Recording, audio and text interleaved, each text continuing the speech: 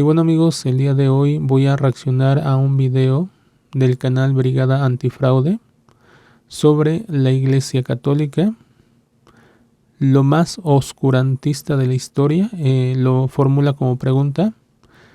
Muy seguramente va a estar relacionado con España, porque no se puede separar la historia de la Iglesia Católica y España. Entonces me imagino más o menos a lo que puede ir. Pero bueno amigos, les dejo el canal de Brigada Antifraude en la descripción por si quieren ir a verlo, suscribirse al canal. Yo le voy a dejar un like. Y bueno amigos, ya sin más voy a empezar a reaccionar al video y comenzamos.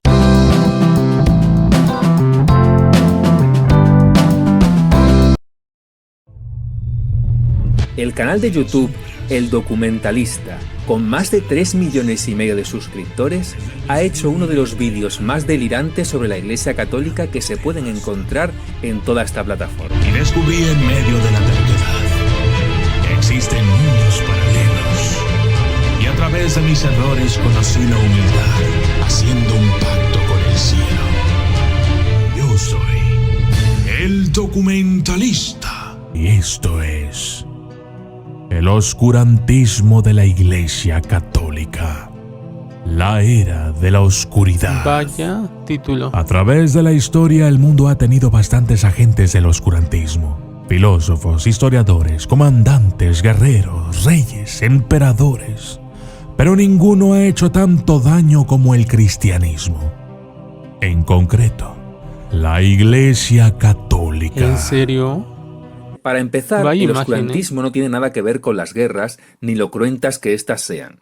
Y esto lo digo acorde con la misma definición de oscurantismo que tú has dado. Pero dejando esto a un lado, ¿en serio me estás diciendo que la Iglesia Católica sería más oscurantista que Hitler, Mao o Churchill? No ¿Me creo, estás tomando amigos. el pelo, muchacho? Inclusive actualmente hay un tipo de guerra que no se ve como tal, como guerra, pero es una guerra que se ha llevado a más personas, y creo que muchos ya sabrán a qué me refiero, a muchas personitas inocentes por el ateísmo. Y estoy hablando de el Abó, que desgraciadamente ha cobrado millones y millones de inocentes por la mentalidad de una persona que piensa que en el vientre de la madre no hay vida. Entonces ese sí es una aberración grandísima, grandísima. Y siento que en la naturaleza del hombre siempre va a haber un tipo, por así decirlo, de guerra. Pero bueno, también hay que ver por qué o cuál es el motivo de la guerra, ¿no? Imagínense si los musulmanes en ese tiempo, con la guerra que tuvieron con España, hubieran ganado, o qué pasaría si Hitler o Mussolini se hubieran hecho con la gran parte del territorio. Pero bueno, vamos a seguir amigos. ¿Tú sabes lo que dices? Para muchos, el oscurantismo comienza realmente en la Edad Media con la Santa Inquisición. Por tanto, un oscurantista es alguien que se opone activamente a la ilustración o el conocimiento y a las consiguientes mejoras sociales que esto pueda producir. Bueno, ahorita iba a decir algo sobre... Pero bueno, ahorita. Sociales como el racismo científico que inventó la Ilustración y que ha dado lugar a algunas de las situaciones más dramáticas de la historia de la humanidad. En el siglo XVIII, los filósofos de la Ilustración aplicaron el término oscurantista a cualquier enemigo de la ilustración intelectual y de la difusión liberal del conocimiento. Creo que esto es también parte del mito o de esa leyenda negra, ¿no? Que hemos escuchado que España era atrasada, que estaba en la oscuridad y todo eso, ¿no? Creo que este mensaje es parte de esa leyenda negra sobre España, creo yo. ¿Qué diferencia hay entonces entre que un ilustrado llame oscurantista a sus enemigos y que la Inquisición llame hereje a los suyos? El oscurantismo es una ficción inventada por la Ilustración francesa para decir básicamente que todo estaba en tinieblas hasta que llegaron ellos. Un oscurantista puede ser cualquiera: un científico, un filósofo, un fiel, un ateo, un estudiante, un youtuber, pero ninguno como la Iglesia Católica. ¿En serio? Un ejército. Se dice que masacraron a los musulmanes hasta que las calles corrieron con sangre. ¿Y si los musulmanes hubieran ganado? Es que a veces las guerras a veces son necesarias. O sea, inclusive nosotros tenemos guerras entre personas, porque a veces dialogas con una persona y no puedes llegar a un acuerdo.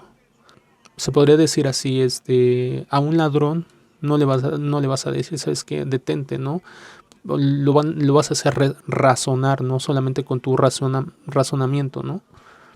A veces son necesarias. Igual hay países que tienen que reaccionar porque si no, dejan de existir. En este caso, para mi opinión, defender la Iglesia Católica, sus territorios, se juega mucho. Imagínense, si hubieran ganado los musulmanes, no sabríamos qué hubiera pasado. Ni siquiera a lo mejor el documentalista, como se dice, hubiera existido. Inclusive si hubiera ganado, no sé, un ateo, hoy en día existiría otro tipo de forma de vivir, de ver las leyes. No sé si sea muy opresivo, porque nosotros ahorita yo me siento en libertad y soy católico. Pero ¿qué hubiera pasado si hubiera ganado Hitler? O a lo mejor Corea del Norte. ¿Qué hubiera pasado? Digamos así, bueno, estoy mezclando fechas y personajes históricos, pero bueno, ¿qué hubiera pasado si hubiera ganado Hitler? ¿Qué hubiera pasado? ¿Tendríamos los mismos derechos? No creo. Entonces, por una parte, creo que las guerras y los conflictos muchas veces son necesarios o no se pueden evitar o se tienen que hacer por un beneficio mayoritario, ¿no? Pero bueno, vamos a seguir. Marcando 3 siglos de guerra e incalculable sufrimiento humano. El Papa Bonifacio VIII supervisó la completa destrucción de Palestrina. ¿Qué hubiera pasado también si hubieran ganado los protestantes y no los católicos? O los británicos o los anglosajones y no España. ¿Se imaginan? Sería muy diferente. Una ciudad que se rindió pacíficamente. Pues si eso te parece oscurantista, date una vuelta por el Museo de la Guerra de Vietnam en Saigón y vas a alucinar con las malformaciones producidas por el gas mostaza que lanzaron allí los estadounidenses. Las cruzadas fueron sin duda muy sangrientas, pero no es comparable a los conflictos del siglo XX. Para una persona medieval, una sociedad que llega a la destrucción masiva de 2 guerras mundiales sería el verdadero oscurantismo. Además, las cruzadas por lo general eran ejércitos que mandaban y costeaban los reinos, no tanto la Iglesia. Del pueblo de Palestrina, por cierto, salieron nada más y nada menos que 5 papas de la Iglesia Católica. Si un escritor realizaba algún ensayo, novela o cuento que a la Iglesia no le gustara, aquel escritor debía ser eliminado. Sí hubo algunos casos, no voy a negar que hubo algunos casos, pero bueno, el tiempo siempre aclara las cosas, ¿no? Pero bueno, sí hubo, creo que un caso o 2, algo así. Científico descubría algo que revelara o hiciera evidente alguna mentira de la Iglesia Católica, era silenciado de maneras horribles. Galileo promovió la teoría heliocéntrica que Nicolás Copérnico publicó en 1543. Los descubrimientos de Galileo contaron con la oposición de la Iglesia Católica y en 1616 la Inquisición declaró el heliocentrismo. Bueno, este caso que acaba de mencionar también tiene su contexto. No nada más es así de que lo acusaron y punto, ¿no? Creo que es más que lo que está diciendo, creo yo. Pero bueno. Formalmente herético.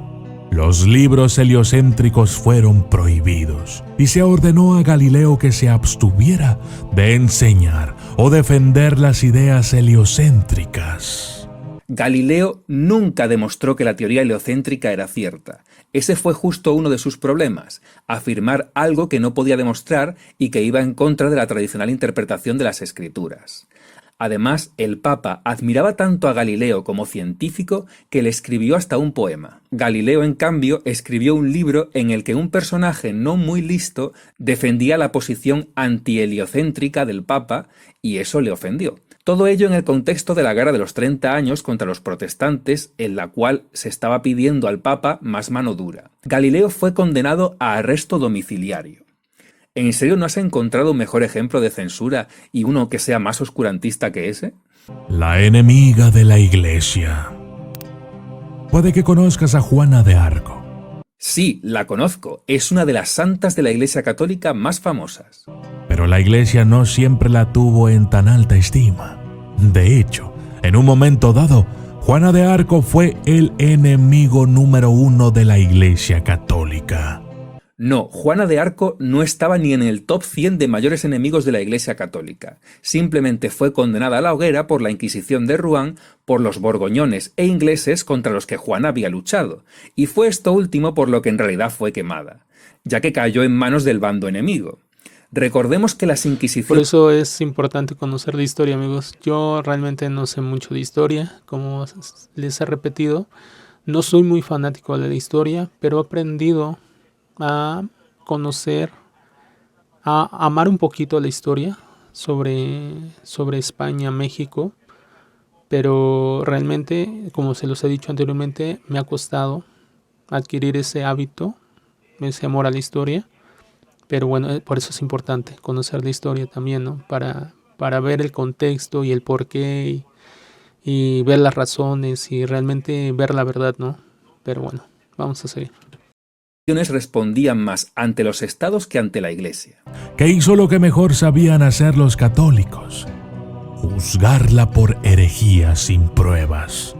No, de hecho los juicios católicos, al contrario que los protestantes, que muchas veces quemaban sin preguntar, se hacían con pruebas. Juana admitió haber tenido visiones con Dios y haberse vestido de soldado. Claramente no son razones suficientes para matarla, pero los cargos imputados estaban probados o admitidos por ella misma. Aun con todo, el inquisidor general revocó el veredicto condenatorio más de 20 años después, por lo que muy enemiga de la Iglesia Católica no parece que fuera. Quemen a William Tyndale.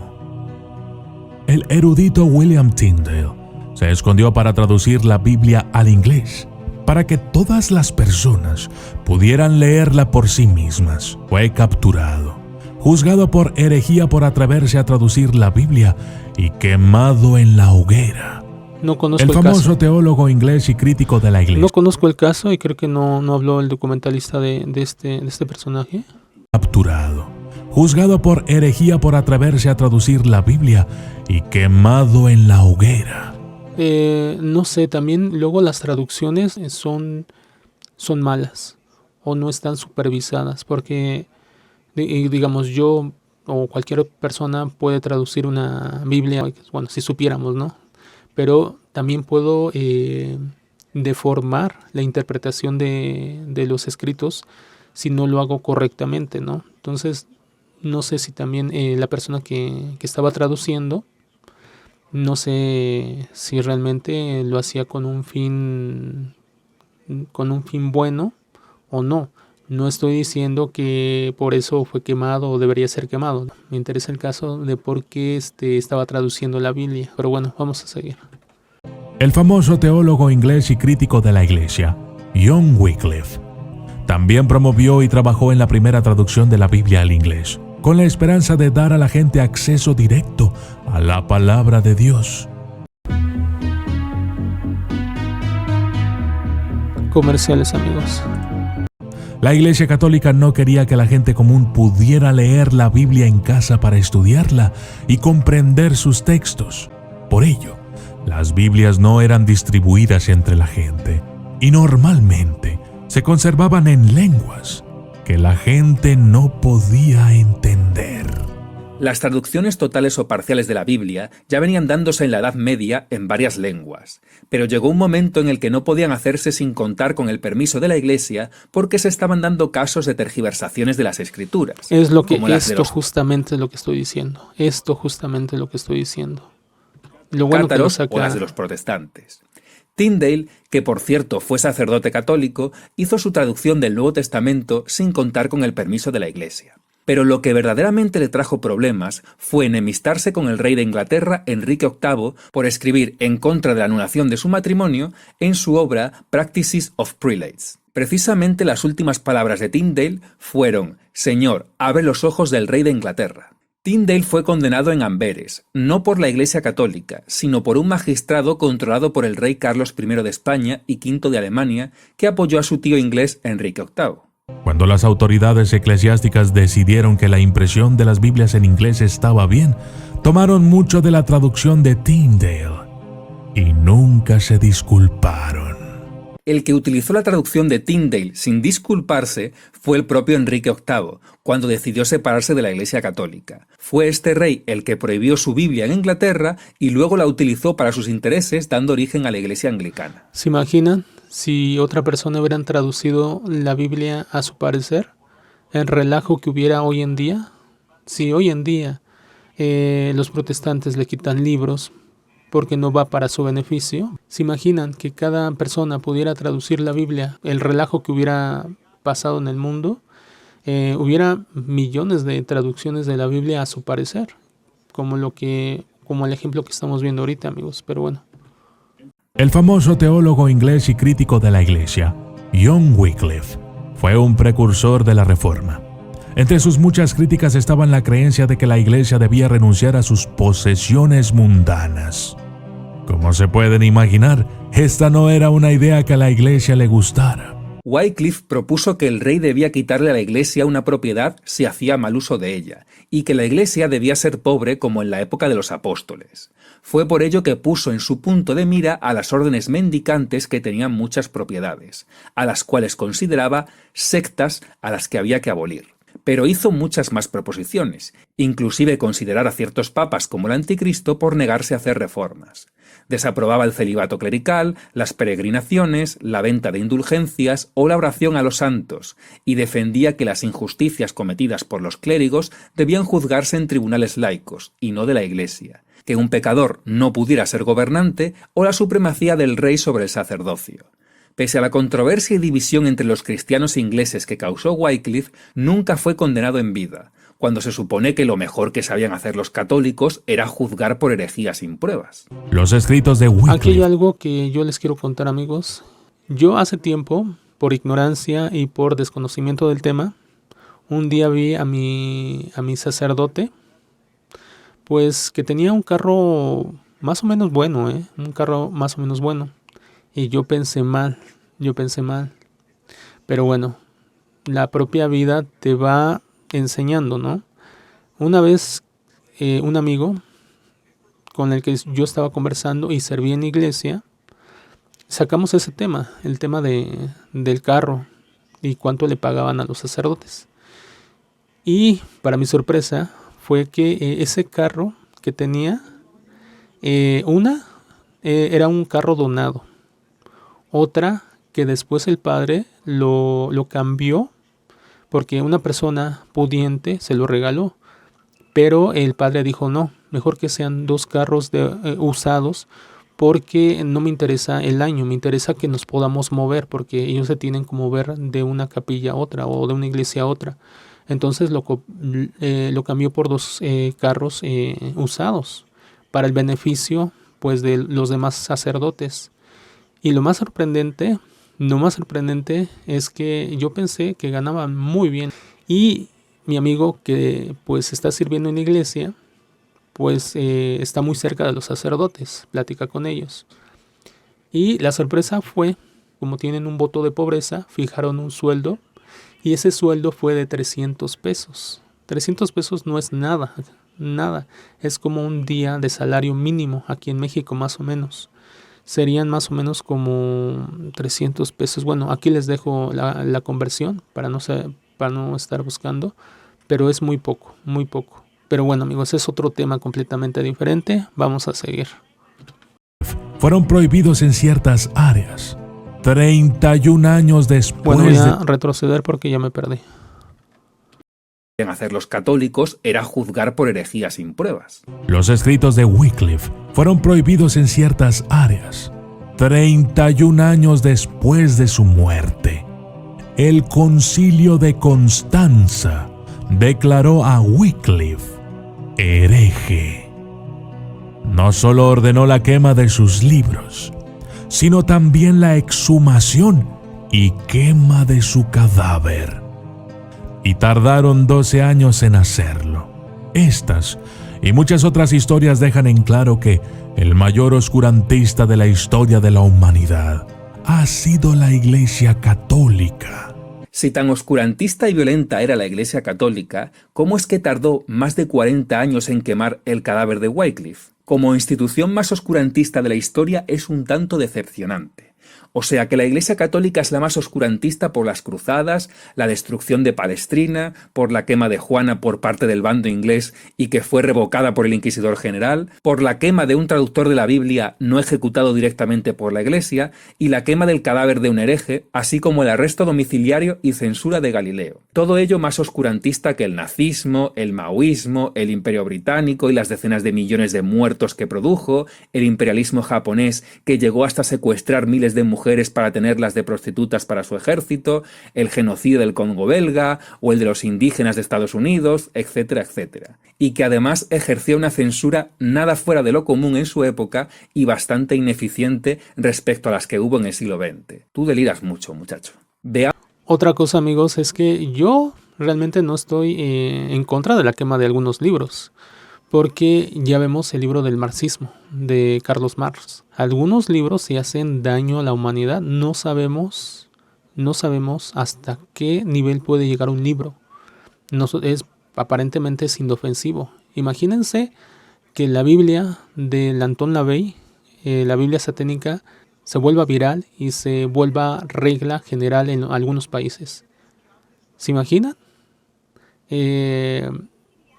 Entonces yo en lo personal no estoy en contra de la quema de libros.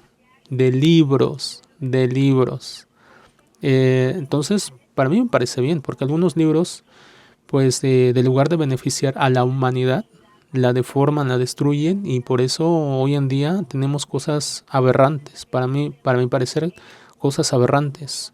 Pero bueno, vamos a seguir.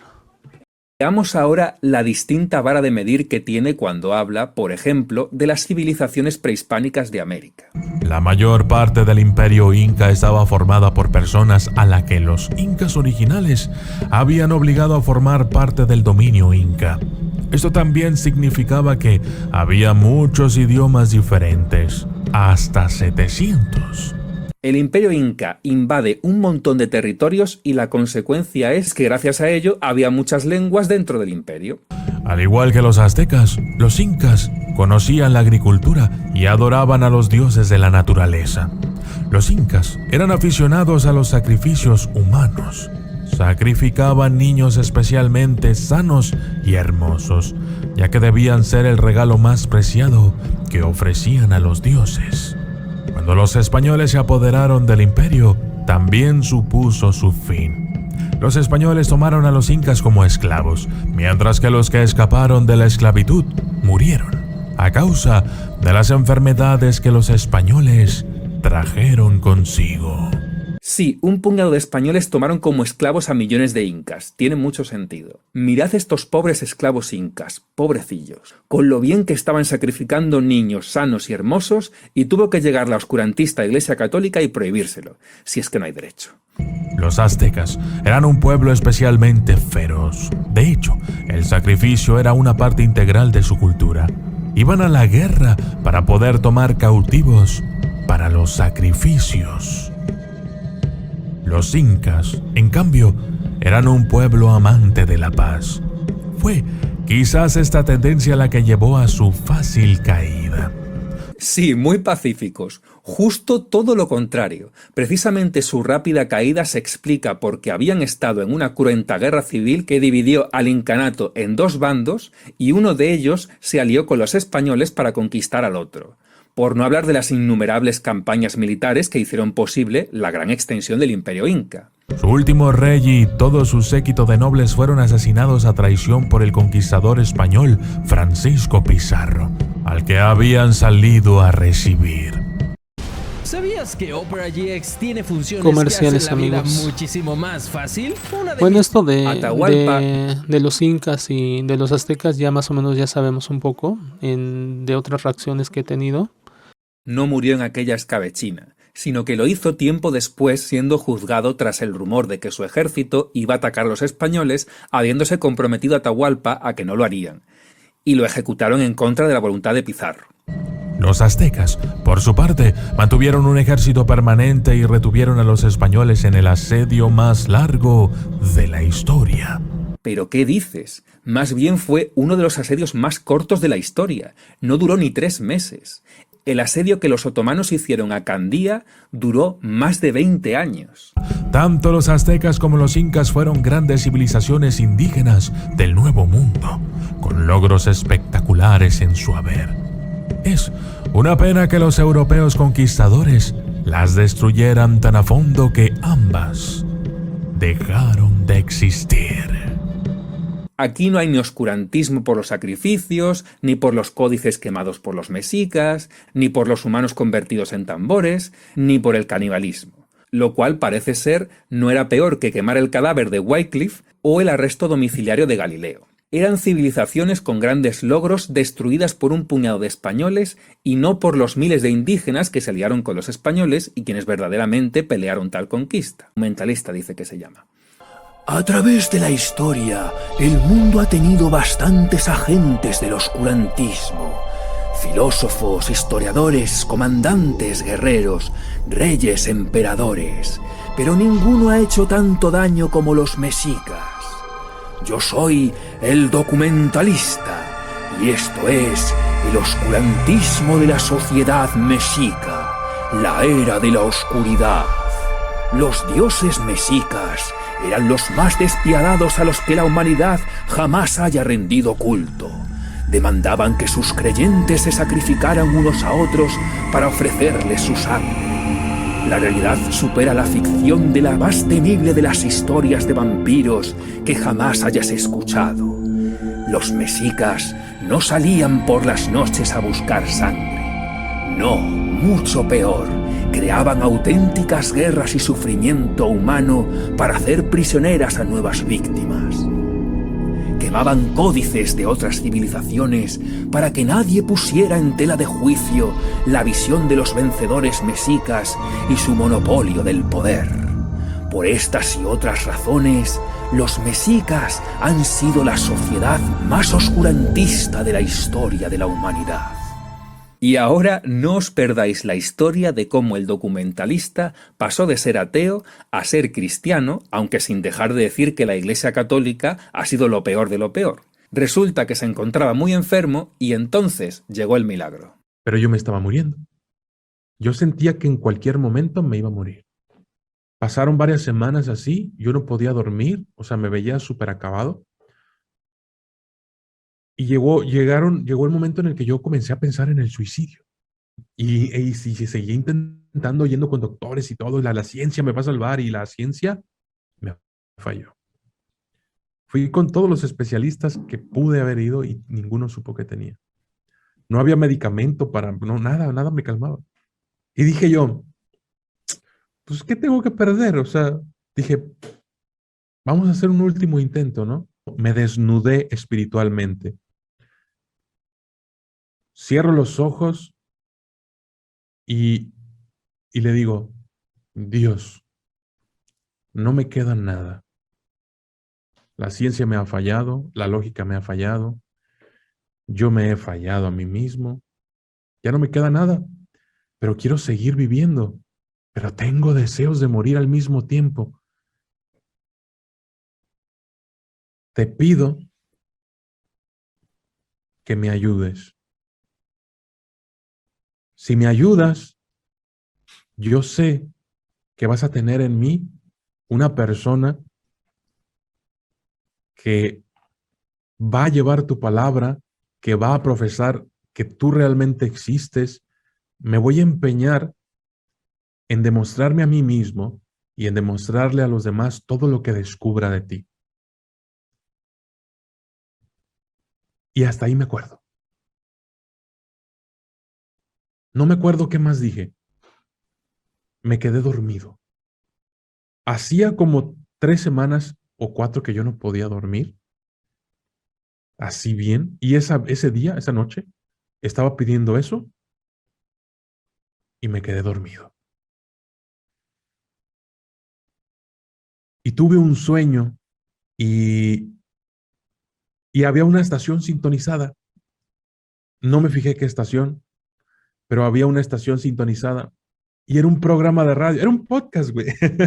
Qué coincidencia. Y estaban hablando de Dios, güey, de cómo cada uno de nosotros cuando nacemos, Dios pone un camino para nosotros. Y en ese camino está tú, Jesús, vas a ir a la escuela, en el kinder vas a conocer a unos amigos, en la primaria Todos va a haber tenemos una un niña que tipo te de va a misión en gustar, esta vida.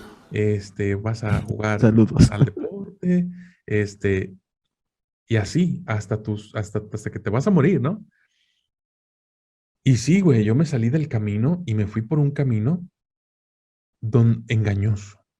Engañoso, ¿por qué? Porque en ese camino había dinero, había mujeres, había riquezas materiales, había una casa, había coches, había fama, había muchas cosas de estas. Pero al final, todo eso es superfluo, no dura. Te rodeas de gente que te apuñala la espalda, y de cosas malas y drogas y alcohol y olvídate, o sea, un sinfín de cosas Es que que no la valen la vida, pena. realmente la vida es corta, amigos, ¿eh? Nosotros la vemos larga, pero realmente es muy corta, muy, muy corta. Y muchas personas, creo que esto ya se los he comentado, muchas personas que yo conozco han muerto con planes a futuro. Hay personas que se han hecho de otro terreno, que en el futuro pensaban tener otra casa y todo eso, y no les dio tiempo. Yo conocí unos vecinos así, que ellos estaban apartando un terreno, creo que eso ya se los comenté, porque pensaban comprárselo al dueño porque estaba en Estados Unidos. Y desgraciadamente no sé, no estaban tan grandes mis vecinos. Y se fueron los dos. Y así otros testimonios como este. Pero bueno. Y entonces yo me di cuenta con ese sueño de que, güey, yo me salí del camino. Yo me salí del camino. ¿Cómo es posible que yo me sintiera mejor tan solo con tener un sueño, tan solo con haber hablado con Dios un día y fueron 20 segundos los que hablé con Él? ¿Cómo es posible que me sienta un poco mejor tan solo con eso y no tomando escitalopram, no tomando clonazepam, no tomando inyecciones, no tomando nada de eso? ¿Por qué me sentí mejor tan solo con hablar con Dios? Entonces yo ya tenía algo ahí, o sea, hubo una chispa espiritual que se encendió y quería arder con más fuerza. Y entonces Se yo, podría decir así que Dios tuvo misericordia de él. Y pues esperando que él tome pues ese camino correcto, ¿no? comienzo a volver a ese camino.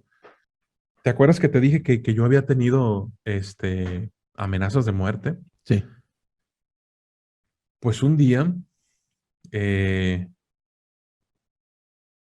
me llega un mensaje que te andan buscando y que quién sabe qué, que quién sabe cuánto y que te van a encontrar y que así, ¿no? Y yo, ¿qué onda?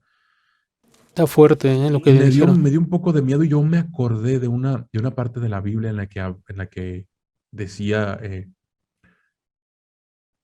que tú le puedes pedir a Dios para que te libre de los enemigos. Incluso el Padre Nuestro dice algo así. Sí. Y yo dije, ¿sabes qué? Voy a pedir.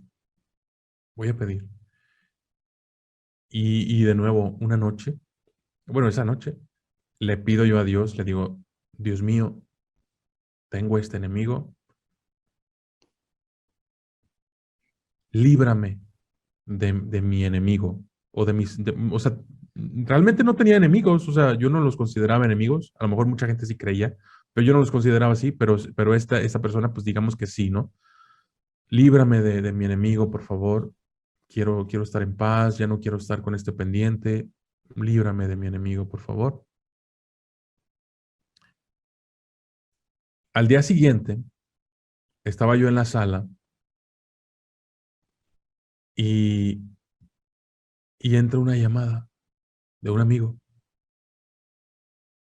y me dice, güey, ¿ya viste lo que pasó? Y yo, ¿qué pasó, güey? No mames, ¿a poco no has visto lo que pasó? Ay, No, ¿qué pasó? Cuéntame, ¿qué onda? Mataron a fulanito de tal. Y yo me quedé así de que, ¿qué? O sea, la persona o digamos, las personas estas porque se borró un video, me tenían así amenazado. O sea, yo me quedé así de que, güey, ¿fue mi culpa o qué onda? No. O sea, ¿sí me entiendes? O sea, yo me quedé así de Sí, que, claro. Posiblemente, bueno, en mi interpretación, posiblemente, creo yo, llegaron, porque así tampoco actúa Dios como él piensa, me imagino. No, Dios no es un sicario o algo así, no, o sea, no es así, Dios no, nada de eso. Posiblemente los pecados de estas personas, posiblemente, no digo que sea así, posiblemente los pecados de esas personas, pues llegaron a un límite donde pues ya tenían que ser, por así decirlo, retirados. O recibieron la consecuencia de su mal. Pero atribuirle esto a Dios no creo que sea así, ¿eh? O realmente no. Dios, Dios, para mi entender, agota todas las gracias que le podría dar una persona para que cambie, para que se salve, sobre todo para que salve, porque en esta vida pues realmente venimos a eso, ¿no? Para salvarnos. Pero ya después de que Dios agotó todo, puede ser que Dios haya tenido misericordia de las personas y se las haya llevado antes de que sufran más todavía. Entonces no sé, pero no creo que actúe así como él piensa. Me imagino que piensa que es como Dios, no sé, yo creo que ellos llegaron a un límite de pecados donde ya no había retorno, donde ya no iban a cambiar, y para beneficio de ellos, para que no sufrieran más, pues se tuvieron que ir, por así decirlo. Pero bueno, vamos a seguir. o sea, yo dije, no manches. Oye, yo no pedí eso. Sí, o sea, No, yo no, dije, espérate, Dios no actúa así, Dios amigos. mío, No actúa así. revívelo. O sea, yo me quedé de a 6, yo me quedé así de que, obviamente esta persona era mala, era una persona mala. O sea, no tenía yo que haberlo pedido. O sea, tarde o temprano a este tipo de personas Sí, les va mal. O sea, era algo que eventualmente iba a ocurrir. ajá, exacto. Pero no dejó de hacerme sentir así como que extraño, ¿no? O sea, dije, Sí, claro. acabo de pedir que, Dios mío, líbrame. O sea, yo obviamente no. Se escucha raro, pero pues es que no te puedo mentir y cada vez que cuento esto lo digo. O sea, fue extraño porque nunca me sentí tan aliviado de que alguien se muriera. Ya acabó el video, amigos. No dijeron si el documentalista se hizo cristiano, católico. El tema estuvo interesante, para mi entender. Siempre en este mundo, creo yo, va a haber guerras, va a haber conflictos. Dentro de nosotros también hay conflictos con vecinos, pero también hay de conflictos a conflictos. Conflictos buenos, conflictos que se tienen que dar, conflictos que simplemente pasan. Entonces hay a veces conflictos que son necesarios. Inclusive entre la iglesia y el Estado puede haber un tipo de conflicto, inclusive llegar también a un conflicto ya de armas y todo eso, porque quieran imponer algo.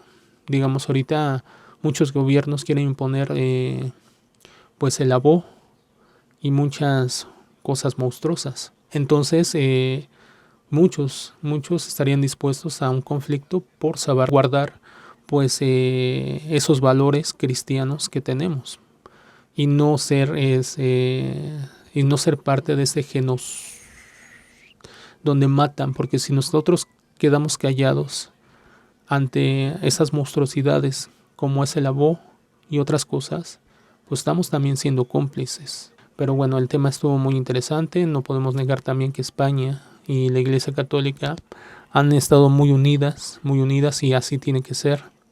Nunca tienen que olvidar que ustedes colaboraron para esa expansión del cristianismo en el mundo. Pero bueno, si quieren dejar algún comentario, amigos, ya saben, en la caja de comentarios les dejo el link del video del canal de Brigada Antifraude en la parte de abajo, por si quieren ir a verlo, suscribirse al canal. Y bueno, si quieren apoyar este canal, ya saben, déjenme un like, suscríbanse para ver más video reacciones y nos vemos hasta la próxima. Bye, amigos.